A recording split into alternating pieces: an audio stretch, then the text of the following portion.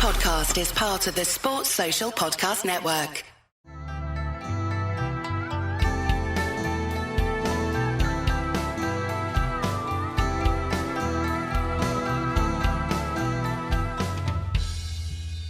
Hello, I'm your host, Les Bubka.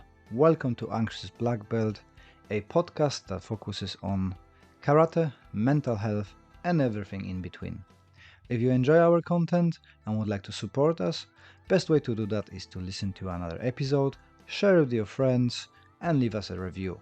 All this stuff helps the mysterious algorithm to introduce our podcast to new audience. Thank you for joining me, and let's listen to the episode.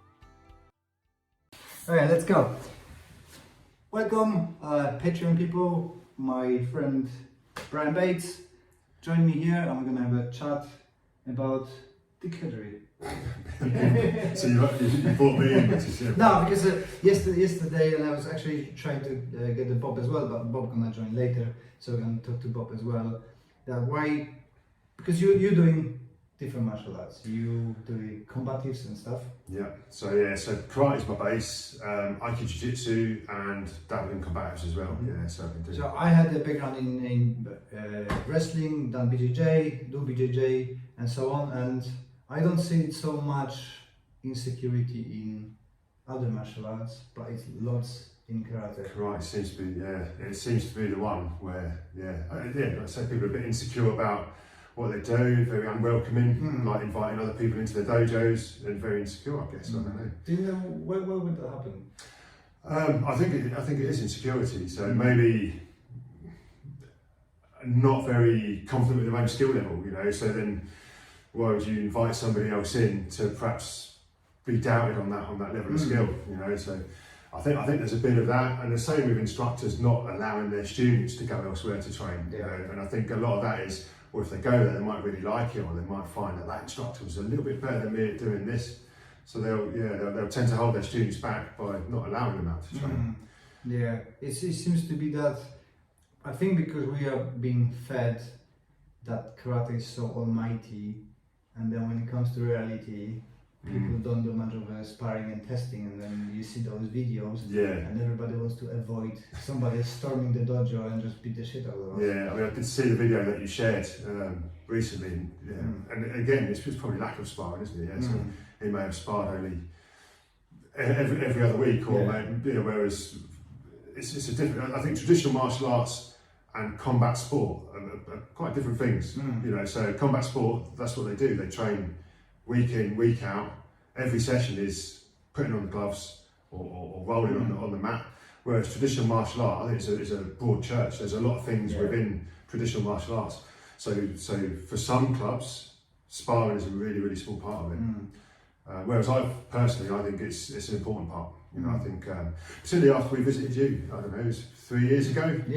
So we came up with Jan, the Dragon Man, Drachman, and we came to your club, and it was a really, really pleasant environment. You know, really welcoming, and we put the gloves on, and at the end of the session, we put the gloves on, half-hour sparring, which I found really valuable. And in fairness, we haven't done as much sparring, so you know, your guys was really impressive, you know, to see what skill level they was at. And I thought we need to do more of this, because we're supposed to be able to fight.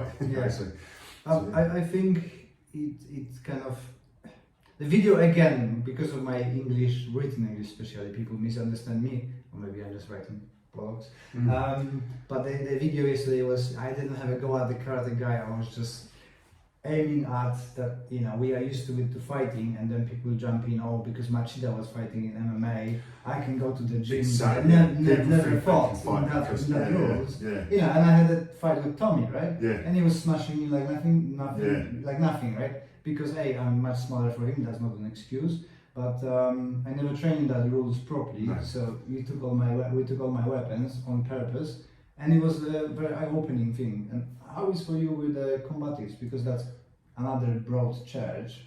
Yeah, so what I do in combatives, I found, to me, it's just karate. So it's interesting, but it's karate trained with a different mindset. So when you go to most karate dojos, they're not flicking the switch the way combatives guys do, or particularly the club I train at. So when we do simulation or scenario training, there is that mental switch where it's like, I might swear a little bit now, it's like the fuck you switch, and you flick that switch, and you're going at it 100 miles an hour with a combative mindset. And I think that was the only difference really to my regular karate training, because all the techniques are the same, you know. So, you know, one of their favourites is a palm strike or a hammer fist, where we have that in karate. Elbows and knees, again, we have that in karate. Depends what karate you train, headbutts as well. So all of these things were in the training that I was doing, but it was just trained at a more aggressive, combative level. So that was the only big difference really. Everything else, the skill set, I had the skill set, but it was just flicking that switch, you know, because I'm a nice guy. Now you're here. Now you're dipping as well into the kudo. Would you call kudo still karate, or is it something else now? Would I say kudo is karate? Yeah. Is it? It should be. You know, I think that's how karate should be trained. But I think particularly the guys that I've trained with in kudo, again, their skill level, because that's what they do most of the time. Yeah. You know, so you know, as a fifth dan karateka, I've sparred with their purple belts, which is their first grade. And these guys are handy because that's what they do. You know, these guys are really good at what they do. So karate should be sparred like that. I definitely think so, but it's not. You know, and that's something missing. I think we need to do that. I think. Do you think the more sparring and realistic sparring is the remedy for dichotomy? Well, it's certainly. I'm trying to think of the word. What it does, you know, the realistic sparring. It puts let me back up. I don't mean realistic that you doing the eye gouging and stuff. Yeah. Realistic within the sport set you choose to compete. Yeah. If you want to go to MMA gym, you need to spar like MMA Exactly. guys. Yeah. If you do boxing, you need to do boxing, right?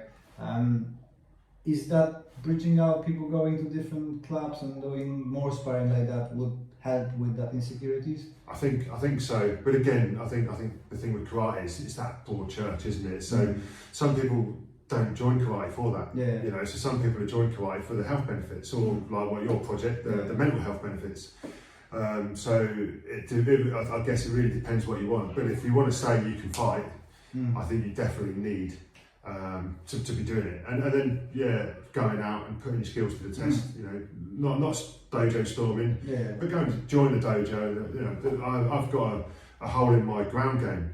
I don't have the time to take up Brazilian Jiu-Jitsu as much as I'd like to, but it's just another thing that would take up an evening of the week, and I've got a family.